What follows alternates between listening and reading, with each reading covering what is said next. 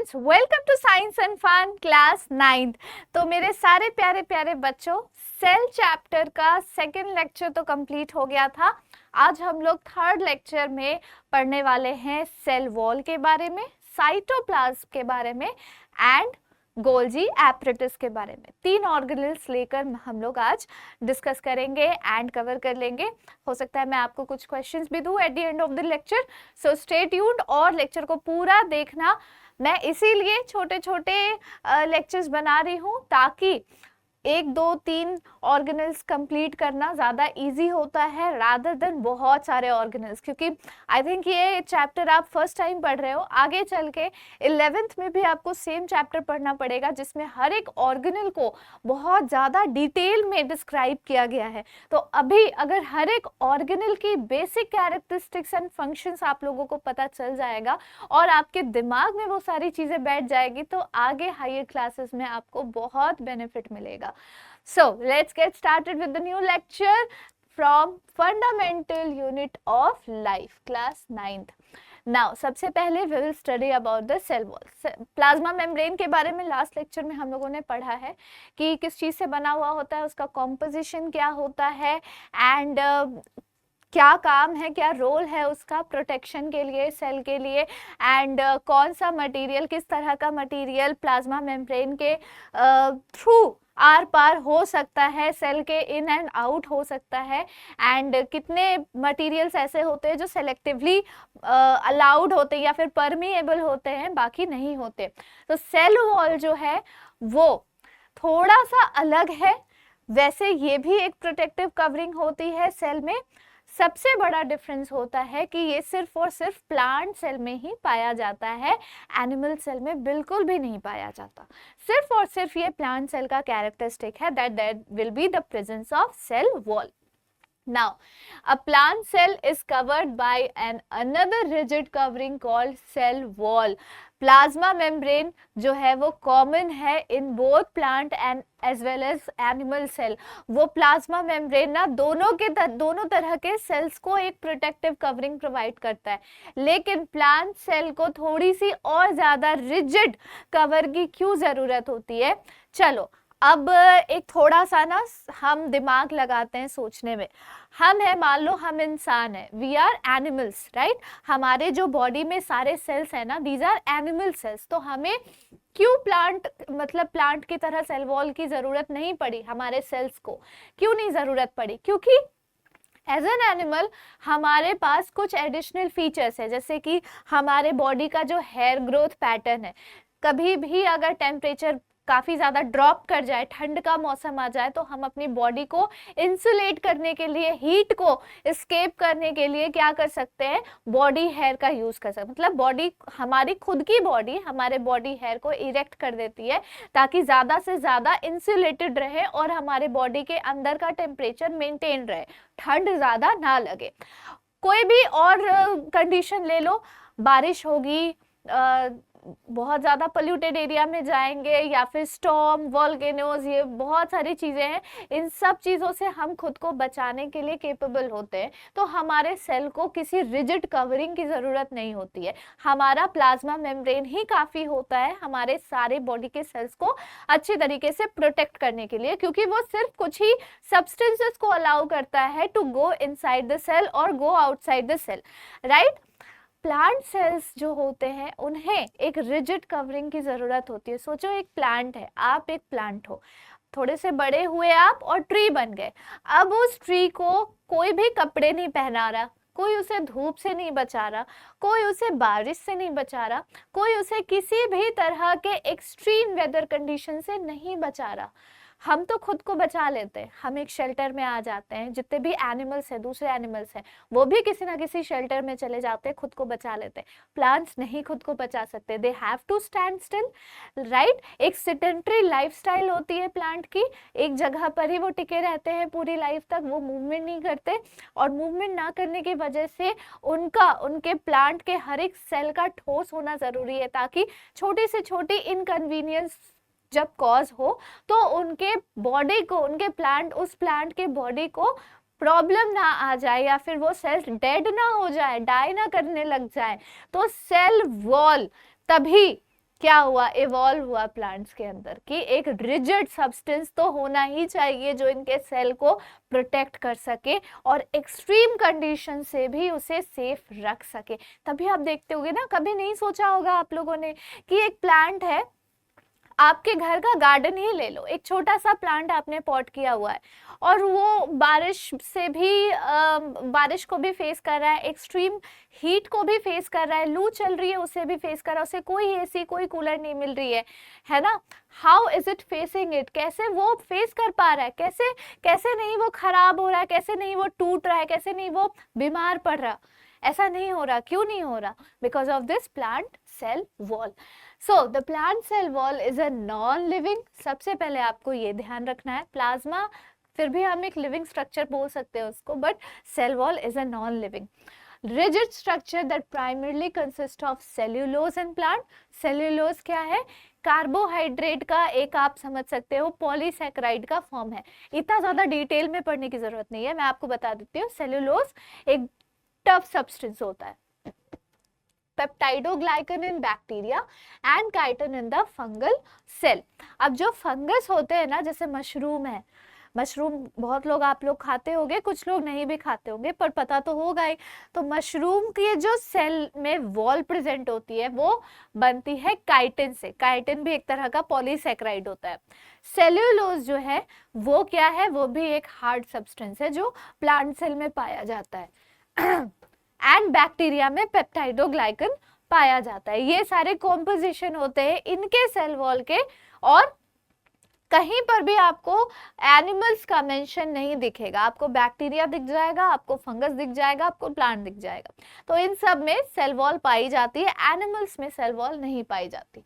So it gives structural strength to the cell. Structural strength का क्या मतलब है कि अगर उनकी सेल वॉल एक पर्टिकुलर स्ट्रक्चर की है तो वो स्ट्रक्चर बिगड़ ना जाए, किसी भी वजह से बिगड़ ना जाए, इस चीज का ध्यान रखने के लिए सेल वॉल की प्रेजेंस होनी जरूरी होती है। एक स्ट्रेंथ प्रोवाइड करता है सेल को कि अंदर के सारे ऑर्गेनल्स हैं एंड जो मतलब जितना स्ट्रेच्ड होना चाहिए, वैक्यूल्स हैं, वो सब, उन सब का जो प्रेशर है वो मेंटेन रहे, किसी भी रीजन से एक्स ऑस्मोसिस और एंड ऑस्मोसिस बहुत इजीली ना हो जाए। वैसे होने को तो होता ही है, पर बहुत इजीली ना हो। तो the cell wall is absent in the animal cell, बहुत इंपॉर्टेंट लाइन है ये, आपको हमेशा याद रखना है। और प्लांट सेल और एनिमल सेल के बीच में कई बार डिफरेंस पूछा जाता है। तो सबसे पहला डिफरेंस तो यही होता है कि प्लांट सेल के पास सेल वॉल होती है और एनिमल सेल के पास सेल वॉल नहीं होती है। At the end of this chapter, जब ये चैप्टर सारा कंप्लीट हो जाएगा, मैं आपको सारे ऑर्गेनल समझा चुकी होंगी, तो मैं कुछ क्वेश्चंस भी करवा दूंगी, जैसे कि what is the difference between plant cell and animal cell, what is osmosis, exosmosis क्या होता है, एंड ऑस्मोसिस क्या होता है, हाइपोटोनिक सॉल्यूशन क्या होता है। ये सारी छोटी मोटी की फैक्ट्स मैं आप लोगों को सब समझा दूंगी एक एक्स्ट्रा लेक्चर लेकर। Now cell walls of two adjacent cells are connected by a layer called middle lamellae, which is made up of calcium and magnesium pectate। ठीक है, तो दो जो सेल वॉल के जो दो एडजेसेंट सेल्स होते हैं ना, आपस में आमने सामने वाले एडजेसेंट सेल्स जो होते हैं, वो किस चीज से चिपके हुए होते हैं, किस चीज से कनेक्टेड होते हैं? एक मिडिल लैमेली नाम के स्ट्रक्चर से कनेक्टेड होते हैं, जो बनता है कैल्शियम और मैग्नीशियम पैक्टेट से। हायर प्लांट्स में सेल वॉल को डिफरेंशिएट किया जा सकता है प्राइमरी, सेकेंडरी और टर्शियरी वॉल्स में। फंक्शंस क्या होते हैं सेल वॉल के, ये देख लेते हैं जल्दी जल्दी। सो ये प्रोवाइड करेगा और मेंटेन करेगा एक definite shape of the cell. आप लोगों को पता है, याद है ना कि कैसा प्लांट सेल का स्ट्रक्चर होता है? कुछ इस तरह का स्ट्रक्चर होता है ना, बहुत ही डेफिनेट सा स्ट्रक्चर होगा यहाँ पे प्लांट सेल्स का, ऐसा करके कुछ होगा और सारे ऑर्गेनल्स इसमें प्रेजेंट होंगे, इसी के अंदर होंगे। और ये जो है ना, ये भी दूसरा जो स्ट्रक्चर है, मान लो दिस इज अनदर ये cell wall, sorry cell plant का, ऐसे करके मान लो ऐसा कुछ है, ठीक है, ऐसा कुछ है। तो ये सारे जो सेल्स है आपस में किस चीज से कनेक्टेड होते हैं, मिडिल लैमेले से। बीच में जो आप एक और लाइन देख रहे हो ना सेल्स के बीच में, वो है मिडिल लैमेली। तो ये जो पर्टिकुलर शेप होता है प्लांट सेल का, जब आपको डिफरेंसेस समझाऊंगी ना तो ये भी समझाऊंगी कि देखो, आप ध्यान से देखो प्लांट सेल का स्ट्रक्चर कितना डिफरेंट है in comparison to animal cell. I guess मैंने आप लोगों को लेक्चर 1 में समझा रखा है स्ट्रक्चर का कितना डिफरेंस आता है प्लांट और एनिमल के बीच में। तो वो difference is just because of cell wall, है ना। तो अगला है, it protect the cell from mechanical injury and prevent their desiccation. किसी भी तरह की इंजरी से बचाता है कौन, सेल वॉल। कैसे इंजरी, मैकेनिकल इंजरी। मान लो प्लांट को लेकर आपको शिफ्ट करना है तो वो कितने सारे धक्के मुक्के, कहीं पे गिर जाएगा, कहीं पे उसे बहुत ज्यादा चोट लग सकती है ना, फिर भी उसको कुछ नहीं होता, पूरा प्लांट वैसा का वैसा ही रहता है। बहुत कुछ होगा तो एक छोटा सा पत्ता टूट के गिर जाएगा और इससे ज्यादा तो कुछ नहीं होगा। प्लांट का जो स्ट्रक्चर है आपको कभी भी उसमें डिफरेंस नहीं लगेगा कि अगर एक लीफ है, मान लो एक लीफ है ऐसे करके, उसे थोड़ा सा भी मैकेनिकल इंजरी हुई और वो ऐसा सा हो गया, ऐसा देखा है कभी लीफ को? नहीं देखा ना। कोई भी लीफ है, कोई भी प्लांट का कोई भी ब्रांच ले लो, कोई भी स्ट्रक्चर ले लो, आप उसको डेसिकेट होता हुआ नहीं देख पाओगे क्योंकि उसे प्लांट का जो सेल वॉल है वो बचा रहा है, वो प्रोवाइड कर रहा है वो सारी क्या बोलते हैं, strength. Now it provide mechanical support against gravity. अब आप बताओ प्लांट जो है वो कैसा ग्रो कर रहा है, वो अगेंस्ट ग्रेविटी तो ग्रो कर रहा है। उसे सो किया गया मिट्टी में, उसके रूट्स जो है वो ग्रेविटी के फेवर में मूव कर रहे हैं, ग्रो कर रहे हैं, लेकिन उसका जो पूरा एरियल पार्ट है प्लांट का वो कैसा ग्रो कर रहा है, नीचे से ऊपर की तरफ उठ रहा है, यानी ग्रेविटी के अगेंस्ट काम कर रहा है। तो उसको इतनी स्ट्रेंथ, इतना मैकेनिकल सपोर्ट कौन प्रोवाइड करेगा, उसका सेल वॉल ही तो प्रोवाइड करेगा, है ना।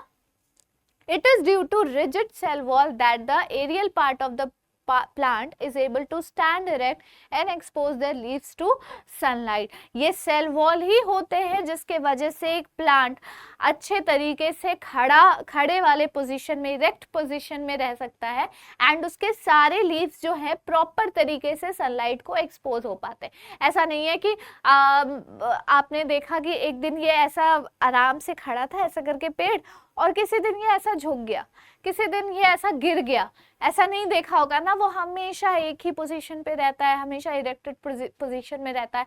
How is it possible? Because of the cell wall. Now, cell wall prevent over expansion of cell membrane when water enters the cell and inhibit the plant cell from excessive end osmosis। जब आप किसी भी plant के part को पानी में रखते हो, हाइपोटोनिक सोल्यूशन में रखते हो, और अगर उसके वो वाटर जो है वो सेल वॉल के सेल के अंदर एंटर करने की कोशिश कर रहा है, तो सेल वॉल उसे प्रिवेंट करता है कि इतना भी अंदर ना आ जाए, सारा पानी ना भर जाए सेल के अंदर कि उसका ओवर एक्सपेंशन हो जाए। ठीक है, स्ट्रक्चर उसकी उतनी ही रहती है, वो बहुत ज्यादा एक्सपैंड नहीं हो पाता because of the cell wall. तो ये थे पूरे फंक्शंस और उसके जनरल कैरेक्टरिस्टिक्स सेल वॉल के। Now I show you the picture, प्यारा प्यारा सा पिक्चर देखो आप सेल वॉल का, देखो कितना सुंदर है। मैंने अभी बनाया ना, ये समझो ना कि ये प्लांट का सेल जो है थोड़ा सा लेटा हुआ है, उस व्यू से आप देखने की कोशिश करो। यहाँ पर मैं आपको इसका वो दिखा रही हूँ कि कितना ज्यादा थिकनेस होता है एक प्लांट के सेल वॉल का। सामने से आपको दिखेगा, अच्छा ये पतली सी लाइन है ऐसे करके है, ये है cell wall, but cell wall is actually like a wall, एक अच्छा खासा दीवार खड़ा होना वो है। ठीक है, जो सबसे अंदर की तरफ है यानी कि साइटोप्लाज्म से जुड़ा हुआ है वो है प्राइमरी वॉल, उसके बीच वाला है सेकेंडरी वॉल, और दो सेल्स के बीच में जो एक स्ट्रक्चर प्रेजेंट होती है वो है मिडिल लैमेली। अब आपको क्लियर हो गया होगा how cell wall is present in the plant cell, right. चलिए हम लोग आगे बढ़ते हैं। Now the next organelle that we are going to study is cytoplasm. अब देखो छोटा सा पिक्चर मैंने यहाँ पर ऐड किया है क्योंकि साइटोप्लाज्म आप सबको पता है क्या ही है, सेल के अंदर जितना भी फ्लूइड मैट्रिक्स है जिसमें सेल ऑर्गेनल सस्पेंडेड है वही तो है साइटोप्लाज्म। साइटो मतलब सेल, प्लाज्मा यानी कि वाटरी कुछ फ्लूइड कोई मैट्रिक्स है ना। चलिए, सो cytoplasm is a general term used for all the cellular content located between the plasma membrane and the nucleus. मान लो ये एक सेल है, एनिमल सेल ही है, प्लांट सेल तो पता चल जाता कैसा होता है ना। इसके अंदर बहुत सारे सेल ऑर्गेनेल है, ये न्यूक्लियस हो गया, ये एंडोप्लाज्मिक रेटिकुलम मान लो हो गया, ये हो गया माइटोकॉन्ड्रिया, बहुत सारी चीजें, ठीक है, इसके अंदर बहुत कुछ है। अब ये है किसमें फ्लोट कर रहा है, ये सेल जो है ये प्लाज्मा मेम्ब्रेन है, रेड कलर का जो आप सराउंडिंग देख रहे हो। प्लाज्मा मेम्ब्रेन के अंदर जो ये इतने सारे सेल ऑर्गेनल्स हैं वो फ्लोट किस पे कर रहे हैं, जो फ्लूइड है ना, जो मैट्रिक्स है, जो लिक्विड सब्सटेंस है, उसी को कहते हैं cytoplasm. So it is a general term used for all the cellular content, cell के अंदर पाए जाने वाले सारे content located between the plasma membrane or the nucleus and the nucleus. ये न्यूक्लियस है, मान लो, रुको मैं न्यूक्लियस को और ज्यादा डिस्टिंक्ट बना देती हूँ। क्यों साइटोप्लाज्म को न्यूक्लियस से थोड़ा सा अलग किया गया, जबकि ये भी न्यूक्लियस भी तो एक सेल ऑर्गेनल है, पर न्यूक्लियस और प्लाज्मा मेम्ब्रेन के बीच की सारी चीजें जो है वो साइटोप्लाज्म है। ऐसा क्यों बोला गया, क्योंकि न्यूक्लियस जो है ना बच्चों वो एक अलग स्ट्रक्चर है जो प्रेजेंट है हमारे सेल के अंदर, और न्यूक्लियस के अंदर जो फ्लूइड है उसे बोलते हैं न्यूक्लियोप्लाज्म। जिस तरह से सेल के अंदर के फ्लूइड को बोलते हैं साइटोप्लाज्म, वैसे न्यूक्लियस के अंदर के सारे फ्लूइड और मैट्रिक्स को बोलते हैं न्यूक्लियोप्लाज्म। और न्यूक्लियोप्लाज्म प्लस साइटोप्लाज्म दोनों मिलाकर बनाते हैं protoplasm. Nucleoplasm plus cytoplasm is equal to protoplasm. Okay, ये ना आप कहीं पर भी अपने बुक में, अपने नोट्स में कहीं पर भी लिख लेना, बहुत इंपॉर्टेंट है। कई बार मतलब बच्चे ना 11-12 तक पहुंच जाते हैं और उनको पता ही नहीं होता कि प्रोटोप्लाज्म किस चिड़िया का नाम है, बोला किसे जाता है, कैसे डिफाइन करेंगे। तो protoplasm is nothing but all the cellular content inside a cell including nucleus and cell organelle and cytoplasm nucleoplasm. ठीक है, चलो, दो it is a site of both anabolic and catabolic process, यानी कि हमारे बॉडी में जितने भी केमिकल रिएक्शंस होते हैं वो सारे रिएक्शंस हमारे साइटोप्लाज्म में होते हैं। ठीक है, जब मैं अगले क्लास में चले जाओ, 1 साल बाद जब आप लोग लाइफ प्रोसेस वाला चैप्टर पढ़ोगे ना, तो उसमें मैं आपको समझाऊंगी कि पूरा मेटाबॉलिज्म का प्रोसेस होता कैसे।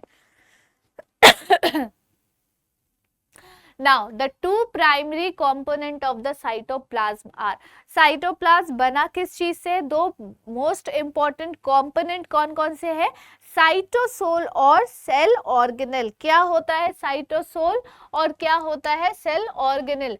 साइटोसोल को इंट्रासेलुलर फ्लूइड या फिर ICF भी बोला जाता है, यानी कि सेल के अंदर इंट्रा सेलुलर फ्लूइड, ठीक है, या फिर साइटोप्लाज्मिक मैट्रिक्स। साइटोप्लाज्म में जो फ्लूइड कंसिस्टेंसी वाला है, लिक्विड कंसिस्टेंसी वाला सब्सटेंस है, उसे बोलते हैं साइटोसोल। विस्कस यानी कि गाढ़ा, सिरप जैसा, सिरप पिया है ना, कफ सिरप, उसके जैसा एक लगने वाला जो फ्लूइड है जो सेल के अंदर पाया जाता है उसे कहते हैं साइटोसोल ऑफ द साइटोप्लाज्म, जो कंटेन करता है कार्बोहाइड्रेट, लिपिड, प्रोटीन। यहाँ पे मैं आपको साइटोप्लाज्म का कॉम्पोजिशन बता रही हूँ, किस चीजों से बने हुए हैं। कार्बोहाइड्रेट से बना है, लिपिड से बना है, प्रोटीन से बना है, और छोटे छोटे मॉलिक्यूल जैसे कि ग्लूकोज, अमाइनो एसिड और हाई अमाउंट ऑफ वाटर।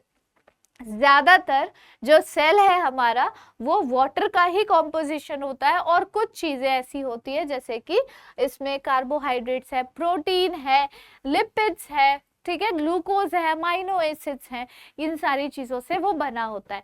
अब हम आ जाते हैं ऑर्गेनल्स में, यानी कि जो अभी आप लोग पढ़ रहे हो, जितने भी ऑर्गेनल्स आप लोगों ने पढ़ लिए, न्यूक्लियस पढ़ लिया, एंडोप्लाज्मिक रेटिकुलम पढ़ लिया, एंड क्या था और क्या क्या चीजें आप लोगों ने पढ़ ली है, प्लाज्मा मेम्ब्रेन पढ़ा है, सेल वॉल पढ़ा है, आगे अभी हम लोग गोल्जी एपरेटस पढ़ेंगे, फिर हम लोग माइटोकॉन्ड्रिया पढ़ेंगे, लाइसोसोम पढ़ेंगे।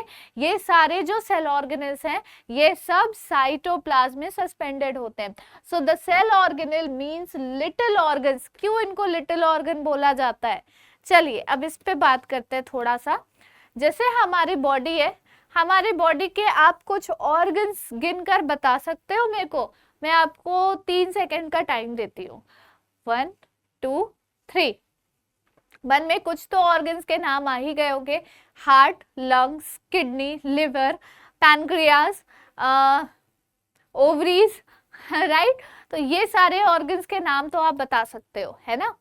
ब्रेन, इसे तो हम भूल ही गए, जिससे हम पढ़ रहे हैं, पढ़ा रहे हैं, वो सबसे इंपॉर्टेंट तो हमारा ब्रेन है, तो ये तो हम भूल ही गए, कोई बात नहीं। तो ये सारे जो ऑर्गन्स है, इन सब ऑर्गन्स का क्या काम एक ही जैसा है या अलग है? ब्रेन का काम क्या है? आपके पास सारी इंफॉर्मेशन पहुंचाना, आपके दिमाग तक सारी इंफॉर्मेशन पहुंचाना। मैं भी आपको पढ़ा रही हूँ, आप एक एक वर्ड को सुन रहे हो अपने कानों से। सो यानी कि ये आपका सेंसरी ऑर्गन हो गया, यहाँ से इंफॉर्मेशन पहुंचेगी आपके ब्रेन तक, फिर आपका ब्रेन उसे इंटरप्रेट करने की कोशिश करेगा कि अभी जो मैम ने बोला, इन शब्दों का जो इस्तेमाल किया, उन शब्दों का क्या मतलब है ना। फिर आप समझोगे अच्छा तो वो ये बोलने की कोशिश कर रही है, और ये पूरा प्रोसेस ना विद इन माइक्रो सेकेंड्स हो जाता है। तो जैसे जैसे मैं बोल रही हूँ वैसे वैसे आपको समझ में आ रहा है, पर एक्चुअली काम आपका कान नहीं कर रहा है, काम आपका ब्रेन कर रहा है ना। चलिए अगले ऑर्गन पर आ जाते हैं, हार्ट। हार्ट का क्या काम है? ब्लड को पंप करना, है ना, ब्लड की पंपिंग करने का काम होता है हार्ट का, और उसे पूरी बॉडी में ट्रांसपोर्ट कर पाना, ये काम होता है हमारे हार्ट का। तो ये तो चलो भैया ब्रेन के काम से बिल्कुल अलग काम है। आ जाते हैं हम लिवर में। तो लिवर का क्या काम होता है? हमारी बॉडी के जितने भी टॉक्सिन्स है उसे डिटॉक्सिफाई करना, टॉक्सिन्स को एक्सक्रीट करना, ये काम होता है हमारे लिवर का, है ना। ये भी हार्ट और ब्रेन से तो अलग काम है। चलिए फिर आगे चलते हैं किडनी में। किडनी का क्या काम है? जितना भी हमारे बॉडी में जितना भी नाइट्रोजनस वेस्ट जनरेट होता है, जो हमारे ब्लड में रहता है, उसको फिल्टर आउट करना, सारे नाइट्रोजनस वेस्ट को फिल्टर आउट करके in the form of urine उसको एक्सक्रीट आउट करवाना, ये काम है किडनी का। अब ये भी भाई लिवर, हार्ट और ब्रेन से तो बहुत डिफरेंट काम है। कहने का मतलब ये है हमारे बॉडी में जितने भी ऑर्गन्स प्रेजेंट है बच्चों, उन सारे ऑर्गन्स के फंक्शंस अपने अपने तरीके से डिफरेंट होते हैं। वो सारे ऑर्गन्स अलग अलग तरीके का फंक्शन परफॉर्म करते हैं। सेम चीजें हमारे सेल के अंदर होती है। हमारे सेल के अंदर एक सेल, सोचो हमारी बॉडी बिलियंस ऑफ सेल्स से बनी हुई है। हर एक सेल को अगर आप उसका अल्ट्रा स्ट्रक्चर देखोगे और उसके अंदर झांकने की कोशिश करोगे तो आपको दिखेगा कि इतने सारे अलग अलग तरह के सेल ऑर्गेनल्स प्रेजेंट है, यानी लिटिल ऑर्गन्स प्रेजेंट हैं, जिनमें हर एक सेल ऑर्गेनल का फंक्शन भी बिल्कुल डिफरेंट है। Mitochondria, endoplasmic reticulum, nucleus, lysosome, ribosome and और क्या है, वेसिकल्स, है ना। ये सारे ऑर्गेनल्स जो है वो बिल्कुल अलग है भाई, कोई तो एक जैसा है ही नहीं, सब अलग अलग है और सब अलग अलग फंक्शंस परफॉर्म कर रहे हैं। न्यूक्लियस का काम क्या होता है? सेल डिवीजन करवाना और जेनेटिक इंफॉर्मेशन को ट्रांसफर करना from one generation to another generation. Mitochondria का काम होता है एटीपी की सिंथेसिस करना। एंडोप्लाज्मिक रेटिकुलम का काम होता है प्रोटीन और लिपिड का सिंथेसिस करना। गोल्जी एपरेटस का काम होता है कि जितना प्रोटीन और लिपिड का सिंथेसिस हुआ उसकी पैकेजिंग करके उसे स्टोर करके रखना। फिर लाइसोसोम का काम होता है कि अगर सेल खतरे में है या फिर सेल को किसी वायरस या बैक्टीरिया ने अटैक कर लिया तो या तो खुद ही उस सेल को किल कर दो ताकि वो आगे ना बढ़ पाए, या फिर उसे प्रोटेक्ट करके रखो और उसे मतलब दूसरे हार्मफुल केमिकल से बचाओ, हार्मफुल सब्सटेंसेस से बचाओ, है ना। ये सारे अलग अलग सेल ऑर्गेनल अलग अलग तरह के फंक्शंस परफॉर्म कर रहे हैं, just like our organs are doing inside the body. तो हमारी बॉडी को अगर आप एक सेल मान के चलोगे, एक सिंगल सेल, तो हमारी बॉडी के अंदर जितने भी ऑर्गन्स प्रेजेंट है वो है बड़े बड़े सेल ऑर्गेनल्स, अगर हम इस बॉडी को सेल मान रहे हैं तो। और हमारा बॉडी बना है कितने सारे सेल से, है ना, बिलियंस ऑफ सेल से बना हुआ है। हर एक सेल के अंदर जितने भी सेल ऑर्गेनल है वो सब कुछ अलग अलग परफॉर्म कर रहे हैं, फंक्शंस अलग अलग एक्टिविटीज कर रहे हैं। So that is why cell organelles are known as little organs which are complex organized structure within a cell। हर सेल के अंदर कौन सा ऑर्गेनल कहाँ पे प्लेस्ड होगा, कहाँ पर किस ऑर्गेनल के बगल में वो प्लेस्ड रहेगा, कहाँ पर उसका स्ट्रक्चर प्रेजेंट है, किस तरह का स्ट्रक्चर प्रेजेंट है, everything is predefined and predecided. हर एक सेल में आप सिमिलर स्ट्रक्चर देखोगे, ऐसा नहीं देखोगे कि अगर एक जगह पे एंडोप्लाज्मिक के रेटिकुलम के साथ गोल्जी एपरेटस जुड़ा हुआ है तो दूसरी जगह पे वो न्यूक्लियस के साथ जुड़ जाएगा, ऐसा नहीं देखोगे।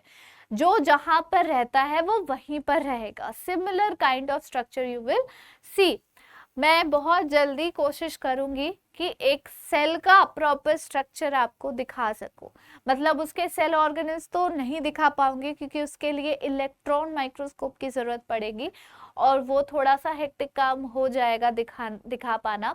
कंपाउंड माइक्रोस्कोप में मैं कुछ सेल्स आप लोगों को दिखाऊंगी कि कैसा उसका स्ट्रक्चर होता है। Overall cell organelle have unique characteristic shape और फंक्शन। हर एक सेल ऑर्गेनल का अपना खुद का यूनिक कैरेक्टरिस्टिक होता है और फंक्शन भी होता है ना। तो ये हो गया सेल ऑर्गेनल्स के बारे में, साइटोसोल के बारे में। बेसिकली हम पूरा का पूरा साइटोप्लाज्म कवर कर चुके। साइटोप्लाज्म है क्या? It is a fluid like structure जिसके अंदर बहुत सारे सेल ऑर्गेनल्स प्रेजेंट होते हैं। सेल ऑर्गेनल क्या होते हैं? छोटे छोटे ऑर्गन की तरह स्ट्रक्चर्स होते हैं जो अपना खुद का यूनिक फंक्शन परफॉर्म करते हैं।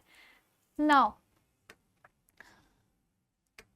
coming to the last topic of today's lecture, that is Golgi apparatus। हमने न्यूक्लियस और एंडोप्लाज्मिक रेटिकुलम खत्म कर दिया है, आज गोल्जी apparatus हो जाएगा, one of the most important ones in all the cell organelles. इसके अगले लेक्चर में मैं माइटोकॉन्ड्रिया, लाइसोसोम्स और प्लास्टिड्स वगैरह कुछ और सेल ऑर्गेनल्स लेकर आऊंगी और आपको वो भी डिस्कस करके समझा दूंगी। नाउ आ जाते हैं हम गोल्जी apparatus में। कहाँ पे पाया जाता है? सारे के सारे यूकैरियोटिक सेल्स में पाया जाता है एक्सेप्ट फॉर आरबीसी। सिर्फ और सिर्फ हमारे बॉडी में जो रेड ब्लड सेल्स होते हैं उसको छोड़ के बाकी सारे हर तरह के यूकैरियोटिक ऑर्गेनिज्म के बॉडी में पाया जाता है। ये किस में एब्सेंट है? प्रोकैरियोटिक सेल्स में एब्सेंट है। प्रोकैरियोटिक सेल्स आप सीधा सीधा समझ लो बैक्टीरिया के सेल्स में ये नहीं होता, बैक्टीरिया के सेल में ये नहीं होता। कैमिलो गोल्जी 1988 में इन्होंने सबसे पहले ऑब्जर्व किया था गोल्जी बॉडीज को in the form of network in nerve cells of the owl. सबसे पहले कहां पर ऑब्जर्व किया था? उल्लू के नर्व सेल्स के सेल में। अब सोचो, उल्लू, हम दूसरों को ना जब कोई बेवकूफी करता है तो कहते हैं उल्लू हो गया, अरे उल्लू जैसी हरकत मत करो। अब सोचो उल्लू के ही नर्वस सिस्टम, ब्रेन के सेल्स में कैमिलो गोल्जी ने गोल्जी एपरेटस ऑब्जर्व कर लिया। और कितनी आयरनी वाली बात है ना। So the organelles are also known as dictyosomes in plant cells. Plant में जो सेल्स होते हैं ना, प्लांट के सेल के अंदर जो गोल्जी बॉडी वाला स्ट्रक्चर पाया जाता है एक सेल ऑर्गेनल, उसे बोलते हैं डिक्टियोसोम। प्लांट सेल के अंदर Golgi bodies are known as dictyosomes. ये आपको याद रखना है, रिमेंबर दिस। नाउ किस चीज से बना हुआ होता है? 4 पार्ट्स होते हैं which include cisternae, tubules, vacuoles और वेसिकल्स। तो क्या याद रखना है? 4 पार्ट्स का कॉम्पोजिशन होता है। पूरी जो सेल ऑर्गेनल की स्ट्रक्चर होती है ना, उस हर स्ट्रक्चर के अगर पार्ट्स को आपको लेबल करना होगा, you can label as cisternae, tubules, vesicles और वैक्यूल्स। ये चारों चीजें उसमें पाई जाएंगी। अब हम आ जाते हैं फंक्शंस में, क्या क्या होते हैं इस गोल्जी एपरेटस के फंक्शंस। सबसे पहले तो बहुत ही इंपॉर्टेंट साइट ऑफ फॉर्मेशन है ग्लाइकोप्रोटीन और ग्लाइकोलिपिड का। यहाँ पे किस चीज का सिंथेसिस हो रहा है, किस चीज का फॉर्मेशन हो रहा है? ग्लाइकोप्रोटीन और ग्लाइकोलिपिड का फॉर्मेशन हो रहा है, जो कि बहुत एसेंशियल वाइटल एलिमेंट होता है हमारे मेटाबॉलिक रिएक्शंस के लिए। ठीक है, हमारे बॉडी को एक नॉर्मल फंक्शनिंग के लिए ग्लाइकोलिपिड और ग्लाइकोप्रोटीन का बहुत इंपॉर्टेंट रोल होता है। इसके फंक्शंस इंक्लूड करते हैं storage, modification and packaging of secretary products in the vesicle. अब जैसे मैंने आप लोगों को लास्ट लेक्चर में समझाया था एंडोप्लाज्मिक रेटिकुलम के बारे में, कि स्मूथ एंडोप्लाज्मिक रेटिकुलम में सिंथेसिस होती है लिपिड की, और रफ एंडोप्लाज्मिक रेटिकुलम में जो रफनेस है वो राइबोसोम्स की वजह से है। तो वो ribosome is the site of protein synthesis, तो वहां पर सिंथेसिस होती है प्रोटीन की। तो यानी कि एंडोप्लाज्मिक रेटिकुलम के जस्ट बगल में प्रेजेंट होगा गोल्जी एपरेटस, और वहां पर जितना प्रोटीन और लिपिड का सिंथेसिस हुआ वो ट्रांसफर होगा यहाँ गोल्जी एपरेटस के वेसिकल्स में। उस प्रोटीन और लिपिड की पैकेजिंग होगी और स्टोरेज रहेगा, वहीं पर वो स्टोर्ड होकर रहेगा। प्लस उन्हीं प्रोटीन और लिपिड से ग्लाइकोप्रोटीन और ग्लाइकोलिपिड का सिंथेसिस होगा गोल्जी बॉडी के अंदर। जी से गोल्जी बॉडी, जी से ग्लाइको, और प्रोटीन और लिपिड तो वहां पे सिंथेसिस हो ही गया। तो ये एक निमोनिक है आप लोगों के लिए, एक अच्छा ट्रिक है याद करने के लिए। Now in some cases it helps in the synthesis of complex sugar from simple sugar. Simple sugar क्या होते हैं? मोनोसैकराइड्स होते हैं। ठीक है, ग्लूकोज, फ्रक्टोज, है ना। और जो थोड़े से कॉम्प्लेक्स टाइप के शुगर्स होते हैं वो क्या होते हैं? डाइसैकराइड्स एंड पॉलीसैकराइड्स। तो सिंपल शुगर मोनोसैकराइड से बनता है क्या? डाइसैकराइड और पॉलीसैकराइड। सिंपल शुगर से कॉम्प्लेक्स शुगर बनाने का जो काम है वो भी कौन कर रहा है? डिक्टियोसोम या फिर Golgi apparatus. It produces vacuole या secretory vesicles which contain cellular secretion like enzyme, protein, cellulose, etc. कहाँ से आया ये सब enzyme, protein, cellulose etcetera? Cellulose क्या है? एक तरह का कॉम्प्लेक्स शुगर है बच्चों। बन रहा है तो वो सिक्रीट भी तो करेगा, जो चीज वो खुद बना रहा है वो उसे सिक्रीट भी तो करेगा। सेलुलोज वो बना रहा है सिंपल शुगर से, उसे सिक्रीट कर देगा। एंजाइम बेसिकली क्या होते हैं? प्रोटीन के कॉम्पोजिशंस होते हैं। प्रोटीन बना रहा है भाई तो वो उसको सिक्रीट भी करेगा। उसके अलावा प्रोटीन को सिक्रीट तो कर ही रहा है क्योंकि वो खुद भी बना रहा है। तो वैक्यूल्स या फिर सेक्रेटरी वेसिकल्स कंटेन करेंगे कुछ सेलुलर सिक्रीशन को, जैसे कि ये सारे जो वो खुद बना रहा है वो उसे सिक्रीट भी करेगा सेल में, ताकि एक प्रॉपर मेंटेनेंस हो सके सेल के अंदर। एंजाइम भी जरूरी है, प्रोटीन भी जरूरी है, सेलुलोज भी जरूरी है। ये सारी इंपॉर्टेंट चीजों को वो सिक्रीट करके एक सेलुलर स्ट्रक्चर को मेंटेन करता है। It is involved in the synthesis of cell wall. Cell wall किस चीज की बनी हुई होती है? सेलुलोज की बनी हुई होती है। सेलुलोज कौन बना रहा है? गोल्जी एपरेटस बना रहा है। कैसे बना रहा है? सिंपल शुगर से कॉम्प्लेक्स शुगर। कॉम्प्लेक्स शुगर क्या है? सेलुलोज ही कॉम्प्लेक्स शुगर है। समझे? समझ में आया? चलो, प्लाज्मा मेम्ब्रेन। प्लाज्मा मेम्ब्रेन किस चीज की बनी होती है? प्रोटीन और लिपिड की बनी होती है। तो यानी कि किस चीज की सिंथेसिस के लिए इन्वॉल्व है? प्लाज्मा मेम्ब्रेन की सिंथेसिस के लिए इन्वॉल्व है। प्रोटीन लिपिड कौन बना रहा था? एंडोप्लाज्मिक रेटिकुलम और गोल्जी एपरेटस दोनों मिलकर बना रहे थे। तो सिक्रीट करेंगे ना, सिंथेसिस करने में हेल्प तो करेंगे प्लाज्मा मेम्ब्रेन बनाने में। फिर फॉर्मेशन ऑफ लाइसोसोम। अब ये लाइसोसोम नाम की चिड़िया जो है, इसके बारे में हम लोग पढ़ेंगे अगले सेशन में। बहुत जल्दी अगले वीक तक आपको अगला सेशन भी मिल जाएगा। तब तक जितना पढ़ाया है उसे अच्छे तरीके से याद करो, उसे अच्छे तरीके से पढ़ लो, फिर मैं आपको क्वेश्चंस पूछूंगी। This is Golgi body. कहाँ है ये पूरे सेल में? कहीं पे दिख रहा है?